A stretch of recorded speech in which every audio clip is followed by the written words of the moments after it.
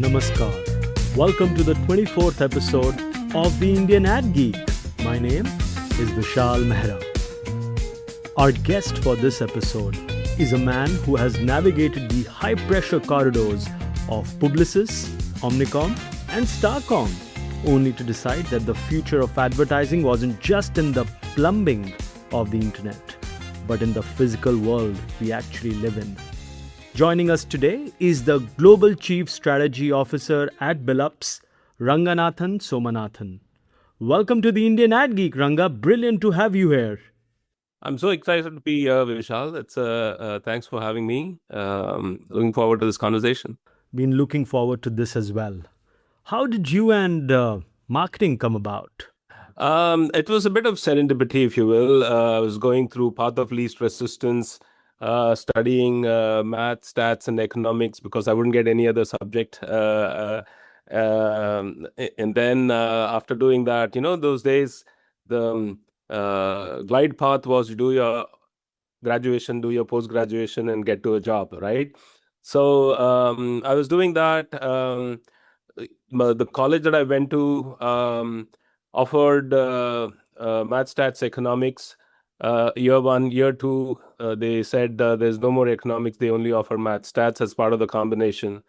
And then between maths and stats, I found maths more difficult, so I stuck with stats. And then I graduated with, statistics. And then after that, I did a bit of internship with a gentleman called N.H. Athreya, who's an educator and a management consultant, one of the earliest management consultants in India. At that time, I got inspired by the power to enable people to realize their potential, right? He was a coach, he was an educator, he was a mentor. At that time, I said, okay, what do I do after this? I have to study postgrad. And then I did an MBA in marketing, right? Part of the reason I did marketing was everybody in my family was from finance. My brother is a chartered accountant, my parents were bankers, and I said, maybe I should do something different. And I did marketing. And then the economy, I mean, we were all blessed and much to be grateful for. The economy was quite buoyant. The media industry was opening up. Channels were coming into the country. So day two, I had an interview with Sony. I didn't get the job. Day three, I had an interview with Trikhaya Gray. I got a job. And because of my combination of maths, stats, and MBA in marketing, they said, hey, why don't you go to media? Because media will be something that you can add value. And then I started working on Procter & Gamble as a client. And I've remained in media and marketing since then, yeah. That's really interesting. You've spent 2+ decades now running major media groups across Southeast Asia, looking at the Indian advertising market from the outside. What does India get wrong about media that the rest of the APAC figured out, years ago? And what does India get right that the world consistently underestimates? India gets a lot of things right. But in the environment where India operates, a massive geography with multiple strings to optimize, multiple levers to optimize, kind of gets dragged into the efficiency trap. So we go down the chain of measuring more traditional and measurable, quote unquote, measurable variables like GRPs and reach, and go into whatever I can control, I can touch. Vis-a-vis focus on brand outcomes, focus on behavior uplifts, so on and so forth. So we tend to quickly get into optimizing for efficiency rather than effectiveness. That's broadly where I feel India is not getting it right. And that manifests itself in a lot of conversations are very procurement-led, cost-led. And therefore, you see that in a value exchange between an advertiser and a marketing services partner, a lot of strategic thinking is given away as value-added service. Creative thinking is given away as value-added service. And you trade on what you can measure, which is CPMs. So that's something that India should flip and pivot, because what it gets right, others are struggling with. The creativity, the pulse of the nation that the creative directors and the artists in the advertising world feel in India is bar none, and that is evidenced by our performance in global platforms, whether it is at Cannes or whether it is in Indian talent representing creative field worldwide. You can see how beautifully we bring insights to life. So I think India, rest of the world can learn from one side of the coin, which is how we understand the human dynamics and then bring that to life in marketing communication. If we were able to take that in the full spectrum of delivery, right, how we are able to focus on effectiveness rather than just a slippery slope to a CPM conversation, I think that would be pretty cool for India to be champions of marketing communication worldwide. Ranga, there's an ongoing tension between the power of one, the fully integrated holding company model, and the rise of highly specialized agile independence. And I've had plenty of independents on the show. I've had big networks also on the show. You've led at the top two of major networks. What's your honest prognosis? Are holding companies genuinely evolving, or are they in managed decline, losing strategy to consultancies, execution to in housing? And I see that across so many of ex clients, and culture to maybe boutique agencies. The holding companies, I would actually call, is actually the paying the price of what I call as a transformation debt. What do I mean by that? A lot of holding companies over time, especially to early 2000s to right up until COVID, we were excited about consolidation and scale, right? Scale gave them cloud gave them access gave them business, and preferential deals and so on and so forth. But what changed in 2010s around that period is as data and audiences became more important leverages than scale, the holding companies didn't move fast enough to basically pivot from scale-based arguments to understanding audiences and curating audiences-based argument. As a result of which, coming out of that old structure to the new structure, whoever was off the grid faster has benefited and are making some iterations and come out of it. Some of us who have not moved fast enough are struggling, right? But I think there is general sense of awareness that the scale model doesn't work. You need to be able to curate and cultivate audiences, and you have to do that in a meaningful way. And for that, more than clout, it is insight. It's more how you understand audiences and how do you bring creativity to life, especially when the audiences are not available at scale, right? You have to deliver messages to them in a moment, in a environment that they are choosing to pay attention rather than they giving attention. So that's the challenge, right? It is working when you're looking at a consolidated P&L. It's one P&L. But the challenge is it one culture? And is it Power of One is again seen as an efficiency initiative, or bringing in the best of the brains across all stakeholders who can create magic and can do some amazing things is a challenge, right? So that takes you to the next point where, in a whole core today, there is a lot of growth and momentum in, say, media services, right?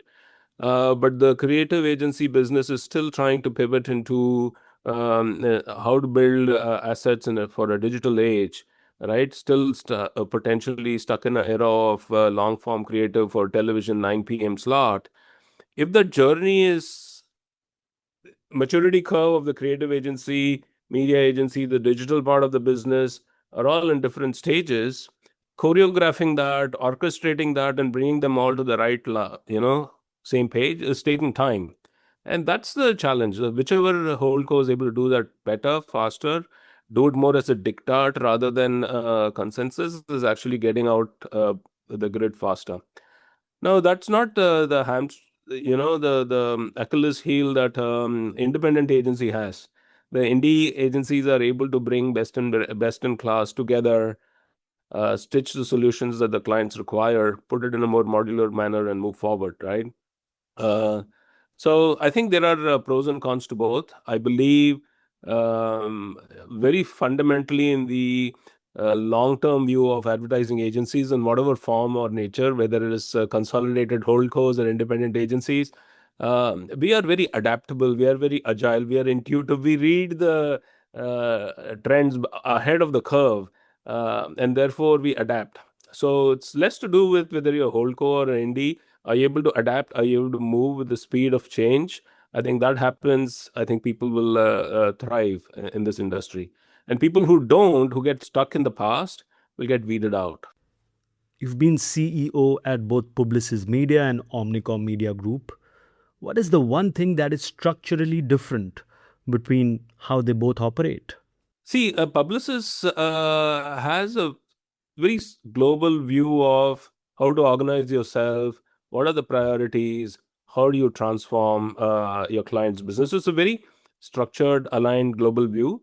And to a great extent, there is a follow through across large markets as well as the long tail markets. There are variables depending upon market maturity. And in Omnicom, it's a little bit more. Um, there is a federal organization and then a state organization. Most countries operate based on their position of strength. Whoever is the leader in that market has a key strength, and that kind of leads with that strength in the market. So it's a little bit more decentralized approach. It's a little bit more, the shape of the organization takes the shape of whoever is leading the territory. But if you were to look at both Omnicom and Publicis, at a DNA level, they're both data driven, they're both commercially savvy. So some of the bets that they take are very well thought through. And that I think is, the difference is one is central, top down, consolidated, and more consistent execution across markets. The other one's a little bit more decentralized and bottom up, but both of them are anchored on some key principles: delivering on your financial KPIs, delivering on client delight, and ensuring that your talent is well taken care of. So there are some consistent practices across both, but some nuances as well. Okay. On that, when you were leading regional offices across Singapore and Malaysia, how much of your success came from global playbooks versus local intuition? I'm asking that because I want to know if the era of the unified global media strat is that dead, especially in the face of hyper-local platform dominance that we see, like Grab's specific ecosystem in Southeast Asia, or even TikTok in some markets. There are platforms in India as well, of course. There is a merit for a global playbook because there are some universal truths, right? And those universal truths can cut across markets and actually drives consistency for the brands that you represent. So there are some global major brands which show up consistently across markets, regardless of, what are the dynamics of the platforms and who is strong, who is weak. Now, if you were to look at a playbook versus local nuance, my gut feel and my experience has been that the playbook typically gets you through the door, but the intuition gets you convert the business, right? The local market insight, the local market institutes, the local smarts, the local partnerships, which is what allows you to win and retain and expand the relationship. A playbook basically gets you through the door for people to know that you have a discipline, you follow it, you're structured, you get consistency across. And then some of these, when they get anchored on local truths, is when the magic happens. So organizations where they don't have strong local talent, don't have people who are connected to the consumers on ground, just flipping a global playbook have failed miserably. On the flip side, for a global MNC business which operates across hundreds of geographies, if they don't have a consistent thread of how the brand shows up, and each country decides to do whatever they want with the brand, in today's world where entertainment is not restricted by geography, right? And entertainment does not require a visa to move across geographies. So people consume content from wherever, right? So if the brand doesn't show up consistently and have has a clear position in the minds of the consumer as to who I am, then you have an uphill battle to actually win the hearts of the consumer. So you have to have a playbook, and you need to have local smarts and intuition to land those playbooks. Ranga, media agency pitches in India are notorious. Actually, I would say all kinds of pitches are notorious. And sometimes running 6 months, right? Maybe sometimes even more. Who knows? And involves free speculative work, and ultimately decided on rebate structures rather than, I would say, strategic merit. Again, mostly, not always. You've sat on both sides of that table. What's the single most dysfunctional thing about how pitches are conducted? And what would you change first if you, let's say, if you had that authority? Vishal, I tell you, right, this is not a unique problem to India. It's a global play, and there are some players who do a good job, some clients who mess it up. And I was in Amsterdam last week. We were having our global offsite for our marketing and design team. We have a very strong marketing and design team, and we started off our offsite by showing a video of Steve Jobs addressing his innovators, uh, launching the Think Different campaign. And there he alludes to the fact that prior to him coming back as at the helm of Apple, they had invited some 20 plus, 25 creative agencies, and they ran a pitch process. And they were kind of, and then when he came on board, he just got rid of that process.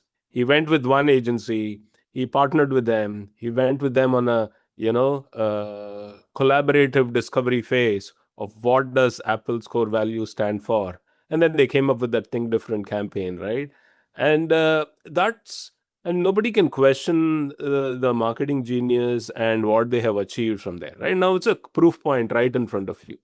Now, for you to be able to do something like that, you need to have gumption, you need to have grit, you need to be able to be fearless and go and do things. It could have failed miserably, right?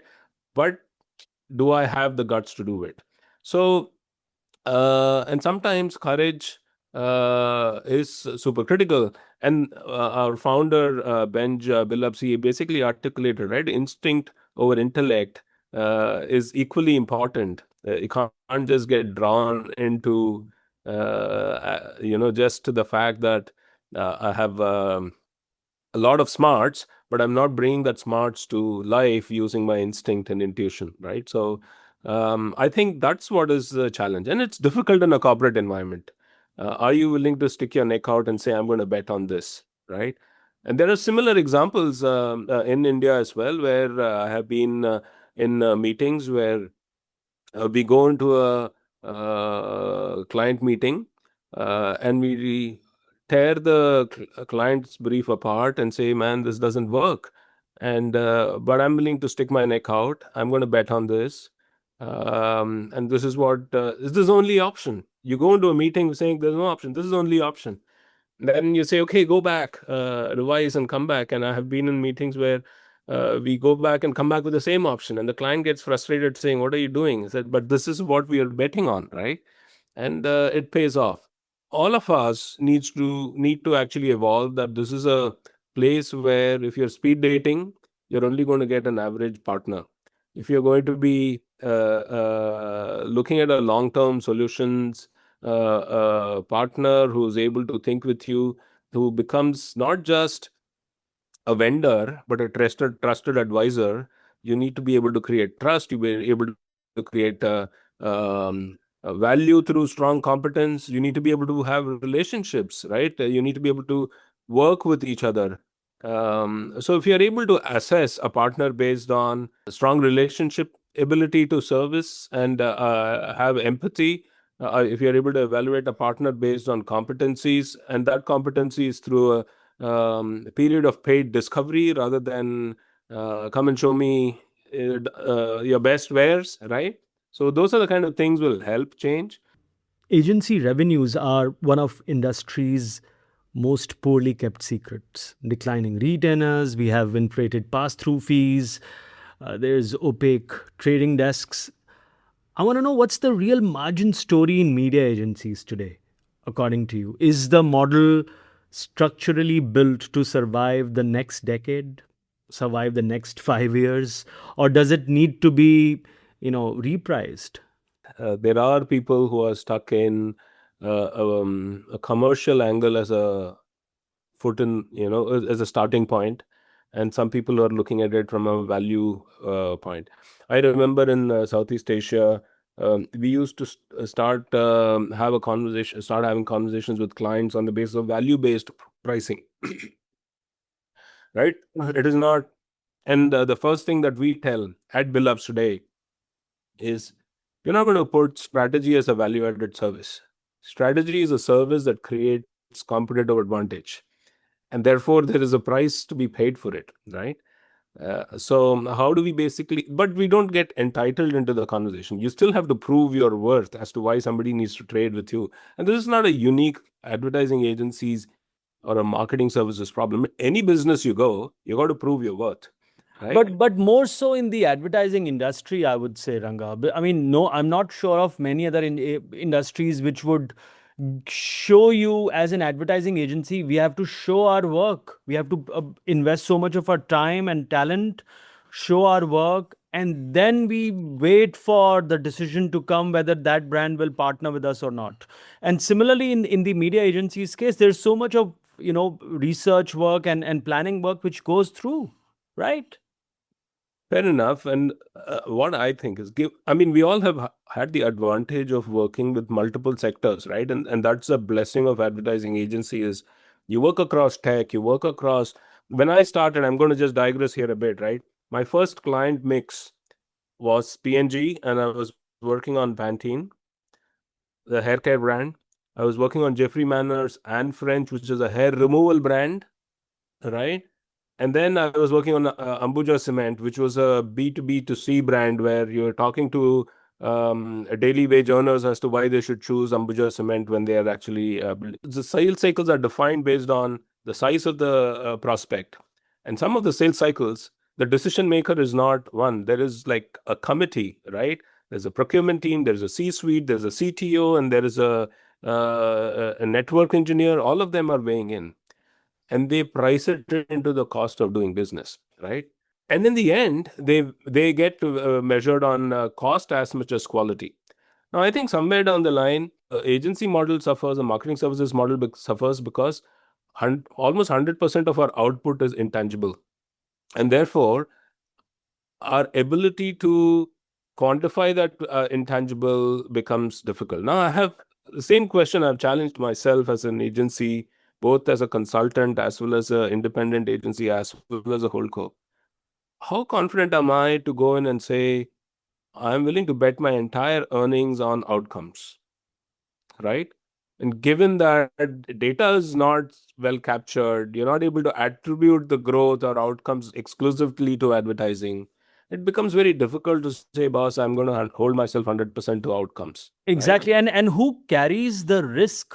I mean, is it the tech platform? Is it the agency? Is it the media owner? Who's carrying the risk?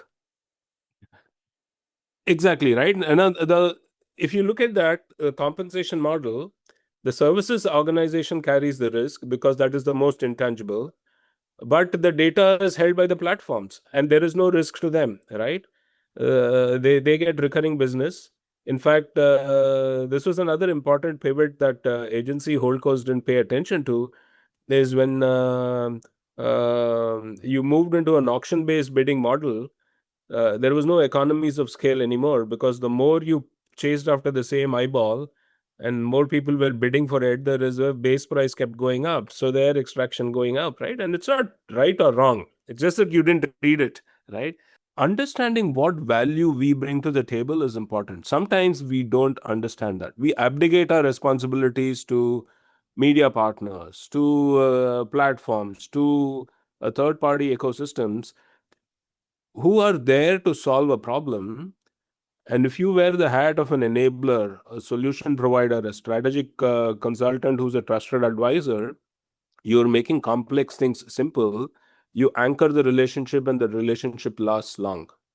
There have been instances where the client trusted you, you trusted them, and the relationship lasts. But over time, the relationship is taken for granted, and then the service delivery suffers and the business suffers, right? To an extent,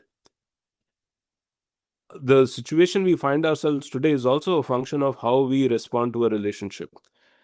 Our mindset has also always been, oh, we will put in our best resources when there is a crisis. And then till that time, you're saying, manage it, sambhal lo yaar, right? So it's a collective responsibility. I'm not saying it is just a agency problem or a media owner problem or a platform problem or client problem. It's a collective responsibility. We need to get our heads together. We need to see some success stories, and those success stories will happen not in a structured corporate environment, large corporate. It will be happening in more an independent agency, founder-led client environment where they're willing to bet on certain instincts and bet on partnerships and relationships and get the best out of it, right? Do you believe outcome-based pricing is actually the future for media agencies or agencies at large, rather?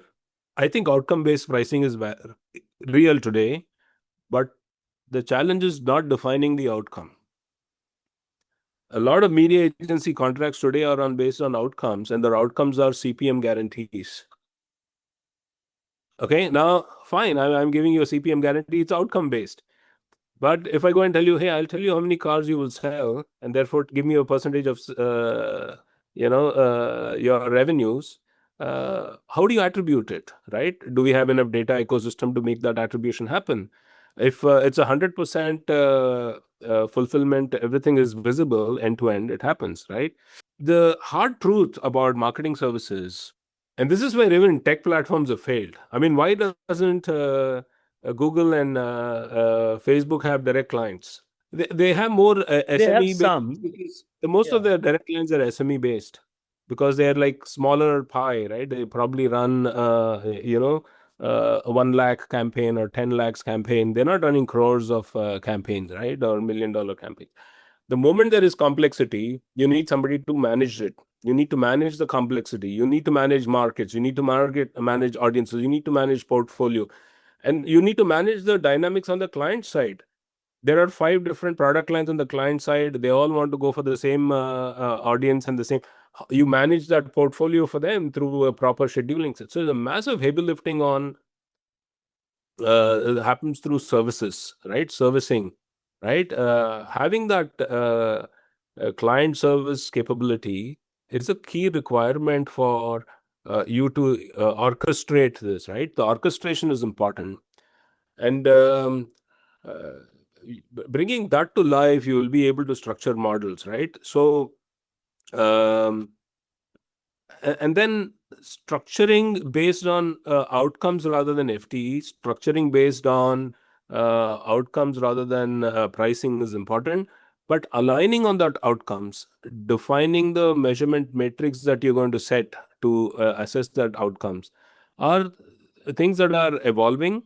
Some of those conversations you need to be able to experiment with your marketing client partner and then get to the right outcomes as what you want to measure and what you want to get paid against. Before we move on, just a quick reminder to all of you who listen to the show but do not subscribe to it yet. Please do press the follow/subscribe button wherever you're listening to this. Back to our chat now. Programmatic digital out of home is being positioned as OOH's salvation globally. But for decades, OOH was the unmeasurable medium, and now that we have mobile pings and location data and whatnot, has the industry overcorrected?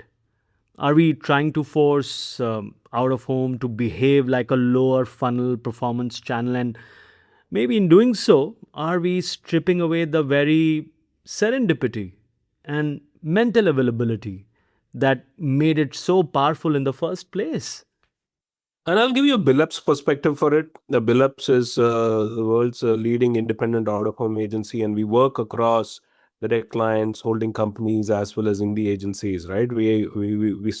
Our entire ambition is to create, um, a place where out-of-home competes and thrives in the era of performance age. Now, our definition of performance is not just um, click-through rates and CPMs, defining those outcomes. What are the brand outcomes in the entire funnel, from upper funnel, mid funnel, bottom funnel?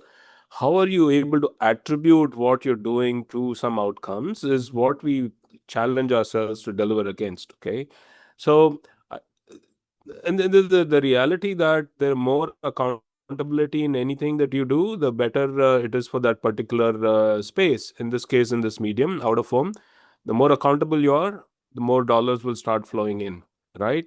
And that's the thing. It's whether it is again at billups, we don't necessarily think of performance only from a programmatic digital out of home play. We also are able to do measurements on static sites. We are able to look at analog sites which are not digitally activated. They are stickers and wall posters. What is it that we are championing, and what is it that we believe will help the medium thrive? And it's already thriving.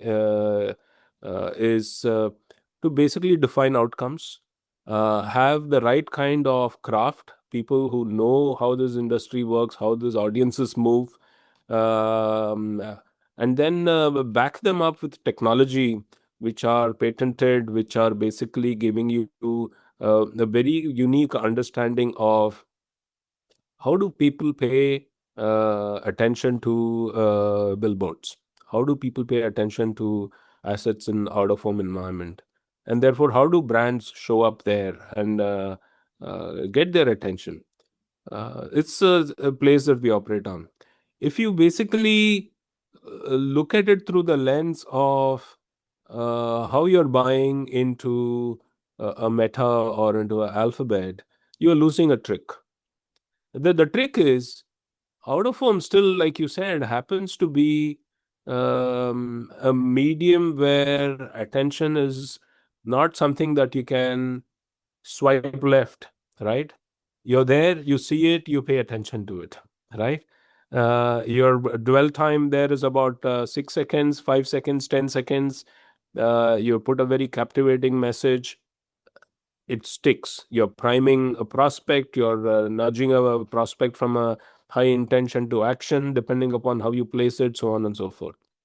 So, and it's a still one to many medium, right? It's not a one-to-one medium, right? In a laptop, in a mobile phone, when an ad is placing a message, it is a one-to-one.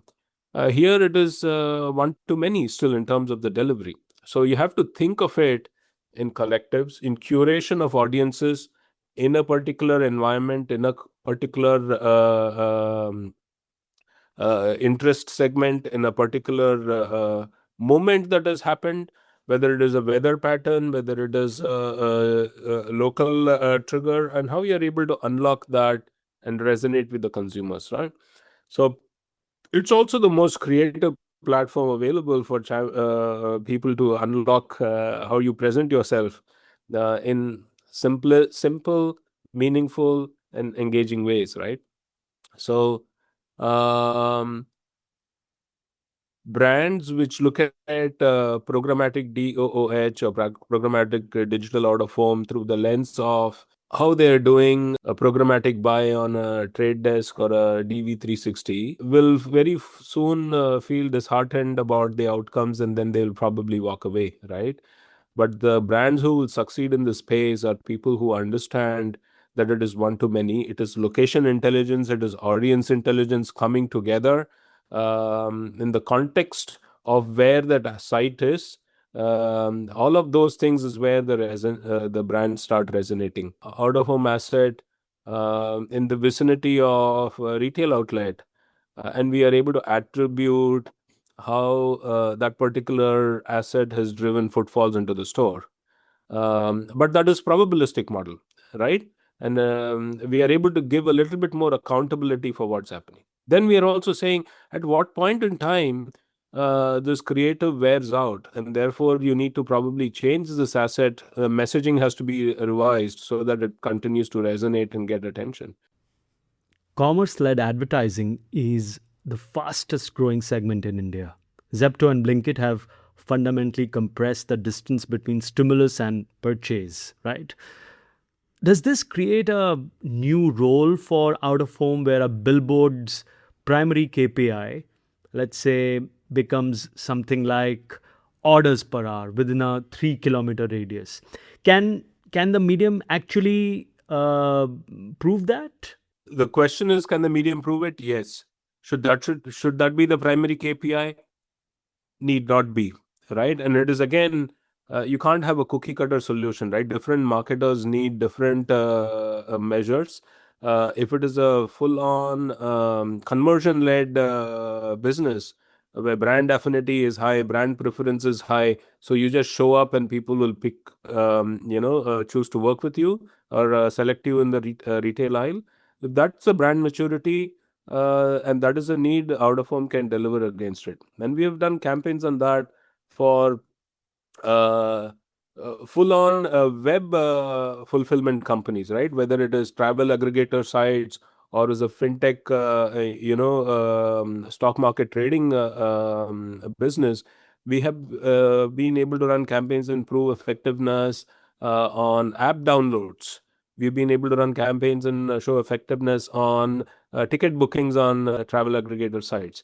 And most of those cases, because there is a offline activation and there is an online fulfillment, it's more of a function of probabilistic attribution to say how this kind of outcome happened. And there are environments where you are operating at the proximity of fulfillment, whether in a retail media environment, just before the store, priming the prospect and having that enhanced affinity and salience leading into the store aisle. We are able to attribute it against the retail media and retail environment as well. If we disproportionately focus only on a consumer who's ready to shop, right, and then you just show up to say, okay, I'm here, and then my competition is also there and say, okay, I'm here, the consumer will open the door of that brand which they are more familiar with, they have more trust with, they have more love, they are more in love with, right? If you don't have the differentiation, then the only reason why I open your door is because you're cheaper than somebody else. Let's talk about measurements and outcomes. Okay. Between your time at Omnicom, Publicis, and now billups, you've watched the pitch for data driven marketing evolve dramatically. But the uncomfortable truth is that most brand measurement in this region remains post campaign surveys, right? And reach frequency metrics. I want to know from you, is the industry actually making real progress on connecting media investment to business outcomes? Or are we still largely running on faith? I think industry is making a lot of investment in this space, but are they actually coordinating and architecting it right? Right.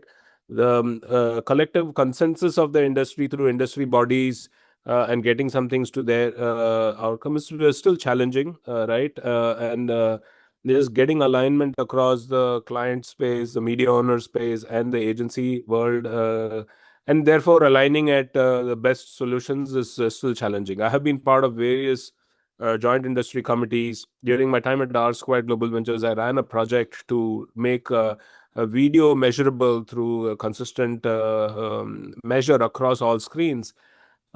The biggest challenge is not what is the best, but what is the consensus. And then consensus kind of brings the average quality down, right? So at billups, what we do is while we work with the industry standards and we champion it and we work very closely and share those measures, we've gone ahead and invested our own ways to measure attention, right? And our own attribution frameworks, how we are able to represent out of home better in market mix modeling and attribution studies by providing richer data sets to the advertiser to say, okay, if you feed this data set into your attribution modeling or market mix modeling, you'll have a better representation of what you're doing in out of home. We have done a lot more work around how do you measure attention in front of a billboard?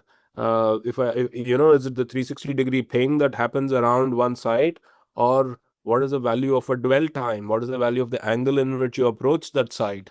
What time of day it is? Is the sun shining bright at that point in time? Is there a place where it becomes cooler and where people hang around there? So understanding that more in a nuanced way, in a more a consumer first way, audience first way, and then presenting that data set to the marketer allows us to make out of home more accountable. Um, by just averaging it out and bringing a minimum viable standard, kind of becomes self-defeating in the process. So billups has spent a lot of energy, time and energy. I think we're probably one of the few organizations where 20 to 25% of our efforts goes into R&D on accountability. How do you measure? How do you make the measurement better, right? How do you bring that same level of sophistication of audience segmentation through understanding audience behaviors and activate against those audiences? One thing that we do educate our marketers is big part of it is not deterministic. Because if we go and talk about being deterministic, then it is flawed, right? Because you're not able to say this person saw the ad, the same person walked into the store and bought. But we are making it more probabilistic and statistically relatable to basically if somebody got exposed, we are able to identify that cohort which got exposed, and we are able to relate that back to an uplift in the brand, either in terms of brand salience, brand affinity, or brand outcomes like sales. And there's a lot of work going on, and we work very closely with marketers to unlock this. We run a lot of tests, and the proof of the pudding is that the organization has scaled significantly. Our clients have stayed with us for long. Our talent have remained with us for long because, they see the progress that we are making and the journey that they are on enables them to be also riding a technology wave that is coming into the space. Before billups, you co-founded R2GV, right? What did that experience teach you about what it actually takes to sell ideas and services without a large network logo behind you? And how has it shaped how you think about growth at billups? When you're in a corporate world and you're on a paycheck, when you're having a bad day in life, you're sick, you have a 100-degree temperature, you can take a MC, medical leave, and come back to work. When you're running your own company, you might have a 105 degrees temperature, you just get up and because only when you show up the meter is down. So so I learned the value of being all in all the time, right? And that's on a multiple fronts. It's not just as an employee. I had the privilege and the much to be grateful for to have had the opportunity to lead amazing teams at Omnicom and Publicis through different stints in different geographies. And I was the CEO of the markets, right?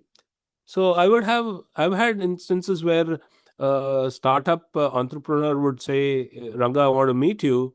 And my EA would basically say, Ranga is busy for the next 3 weeks. I'll set up a meeting for you in May.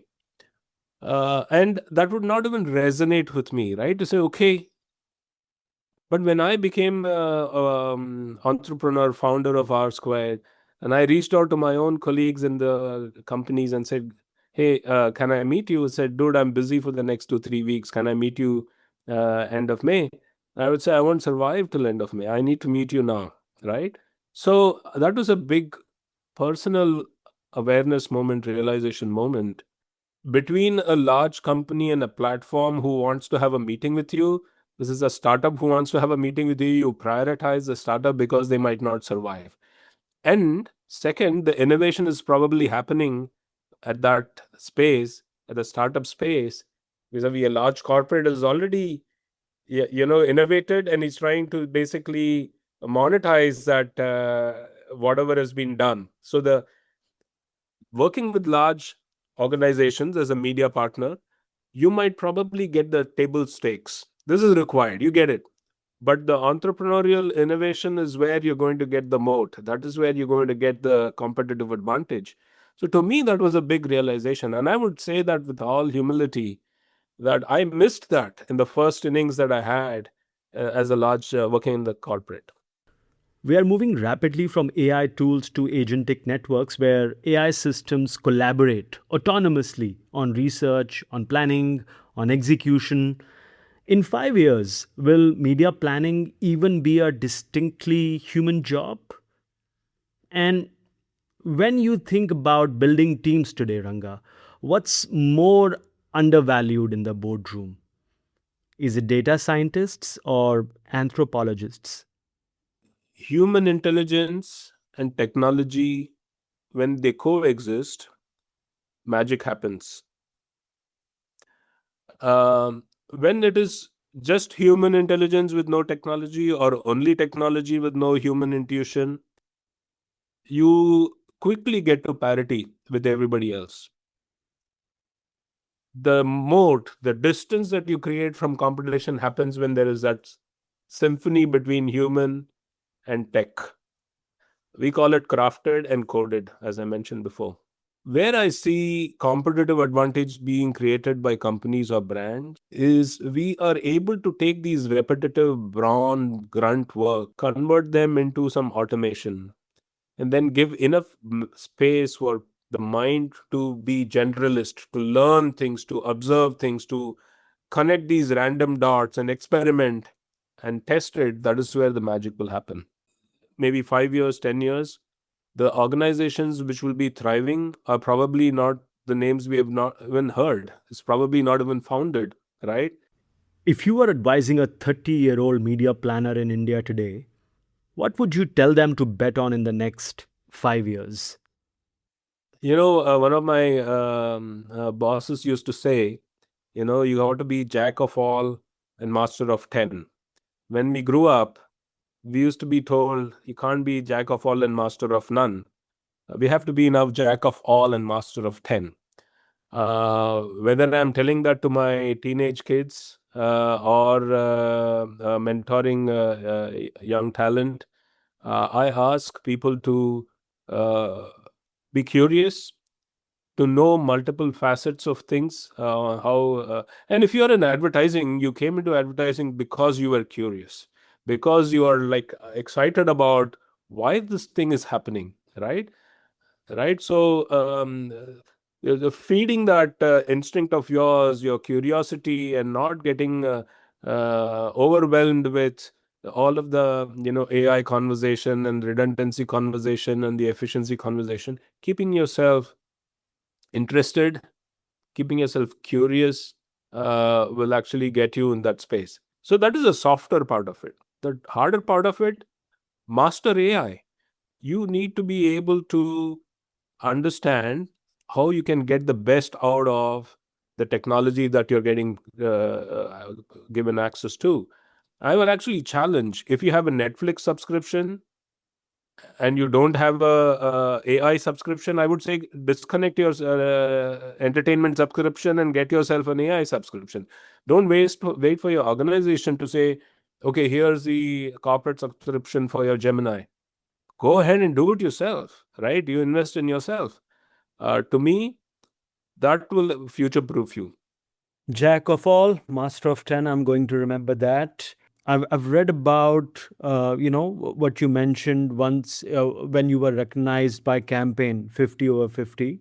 right? There's a seniority trap in advertising. Some people may call it ageism, some people might call it something else, whatever it is. Now these leaders are very credible enough to get meetings, but then agencies or people might think they are too expensive. And I was talking to this gentleman few weeks back, and he runs an agency in US only with senior talent, because he feels that. And he was giving me a fantastic example. He said, if a property developer is looking to sell a $25 million condo, and he gives that work to an agency with a 25-year-old copywriter, that copywriter would not know what is it like, or what kind of life. He hasn't seen enough life to sell a $25 million condo to a millionaire or a billionaire, right? I want to know from you, how should the industry value leadership? What's your take on that, Ranga? See, Vishal, I think ageism is real, and the ageism is not a function of mileage in terms of years. I think ageism comes from attitude, right? I have seen people, and this might not be the answer that people will like, and they probably get upset with me for dismissing it like that. Uh, when we age and we behave our age, that is when we become redundant. When we age but we keep ourselves relevant is when the years behind you doesn't matter. Your attitude matters, your approach to life matters. And uh, you know and I'm doing a self reflection here more than a collective, right? um, at some point in time you have less tolerance for bullshit, right? You just say, I don't want to deal with this. Yeah, I don't really care about this.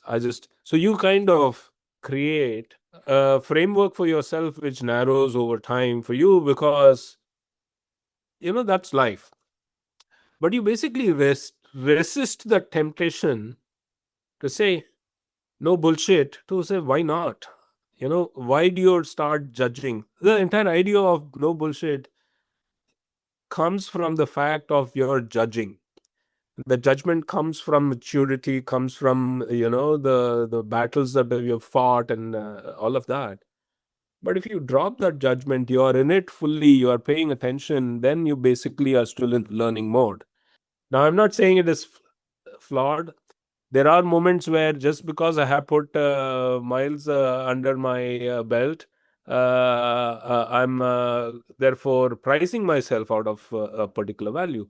If I'm bringing this value, a younger talent is able to bring the same value, right? If I don't get that extended context, I don't give that different perspective, and my perspective's on par with somebody who is able to deliver the same perspective, then I don't have the right to play on the table, right? So I think how do you keep yourself relevant is super important. And the only way you can be relevant is to be humble, curious, and interact with people who are still excited about life, still championing for being foolish, and learn from them. And finally, Ranga, any podcast or book recommendations for our listeners? I have a close friend. His name is Bhaskar Jaiswal. He used to have senior level positions in the agency side. He has taken a break to write a book. He's just released a book called The Zen Hustle Code. I kind of like that thing, because Zen is like, chill. Hustle is like kind of you hustle. How do you bring both of that to life? There's another interesting book that made me think really hard, is a book called Indistractable by Neer Ayal. Um, so these two books are pretty cool. And if you're a student of coaching, there's a book from the 80s called The Inner Game of Tennis. I love that book. So those are the ones. Podcast, my all-time favorite is Think Next by Rashad. He is a person I have learned a lot from by just listening to what he says, what he tells. I had the privilege of being in the same organization with him. Very grateful for the part that our paths cross, and I could learn from people like Rashad. So And I was privileged enough to host Rashad on the 15th episode. of Indian AdGeek. And yeah, absolutely. And he's such a humble man, like you were saying earlier. But this has been an incredible chat as well, Ranga. I really have to thank you. You've been so kind and generous with your time. It's been a pleasure. Thanks for reaching out, Vishal, and I hope you got some meaningful nuggets out of this conversation. I look forward to chatting with you in the future again. And there you have it. Proof that the oldest medium in advertising still has the sharpest edges, if you know where to cut. Thank you, Ranga, for a conversation that genuinely made me look at every surface differently. And I hope the same goes for all of our listeners. Next week, episode 68 of the Indian AdGeek will feature Wilco Swayan from Amsterdam Airport. If you've enjoyed this episode, hit subscribe, leave us a review, drop a rating, share it with someone who might enjoy it. The Indian AdGeek streams on all major podcast apps. I'm active on social everywhere. Hit me up with your feedback at Vishal Mehra. Until next time, keep your creative antennas tuned and your AdGeek flag flying high. Stay quirky, stay curious, and keep geeking out.